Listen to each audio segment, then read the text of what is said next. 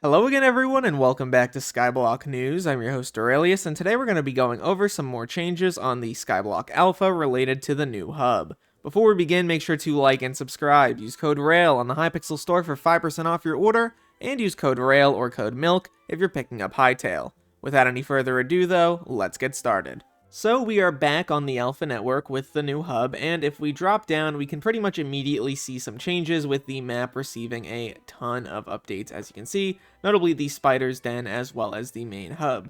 The reason why is that we've gotten a lot more build changes.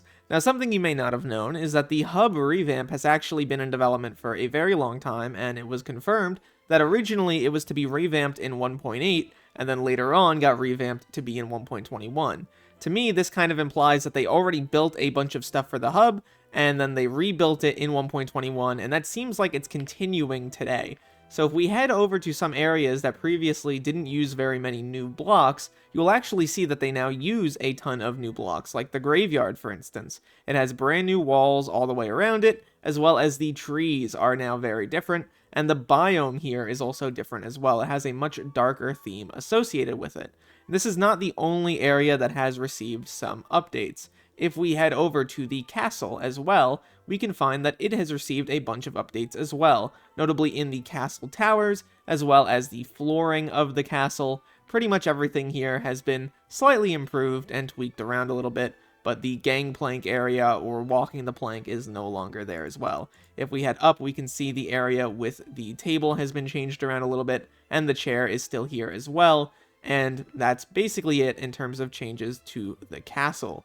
If we were to head back over to the wilderness area, we will find that it has also been changed around quite a bit, notably in terms of its biome. It's gotten a complete revamp in that department, a much darker, deeper green that in my view looks way better and fits the more mystical atmosphere that they're trying to put on here. I would love to see some more elements included from the Tia the Fairy area in other parts of the wilderness, but for now, I think that this is fine.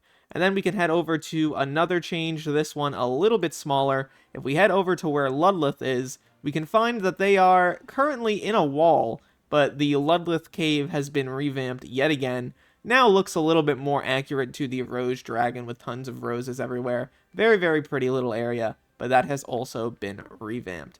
And then if we head back over to the main part of the hub, we can now also see that there is a fountain between the auction house as well as the dungeon hub, so the fountain is now back. If we were to head over to the museum, there are a few changes here. Notably now, if you go to the Frozen Amulet, you can actually find it in the museum. As per usual, it's no longer listed under Frozen Armor, but the other changes are related to the fact that now it's broken up by skill, and there are more items in the museum now. So like the secret trackers in here, the dungeon orbs in here. If you were to head over to Infinity Boom and Infinaleap, those are both in the museum. In terms of mining items, pretty much all of the drill types are in here. Stuff like, for example, the goblin omelets are in here, so on and so forth. For farming, many of the lower tier axes are in here, as well as stuff like the Pest Hunter set, Moby shears, so on and so forth. For pretty much every item as part of these skills. Even the hunting items are now included. As you can see, the hunt traps are able to be donated. Stuff like Talbot's Theodolite are also in here.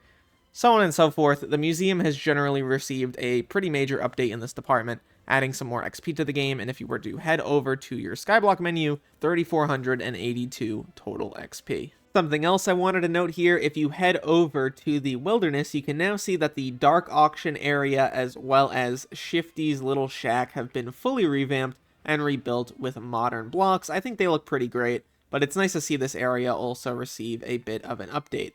There are also a bunch of bugs and issues on this alpha that go beyond just a standard alpha. Notably, movement is pretty bugged out with stuff like the AOTV just not really working very much.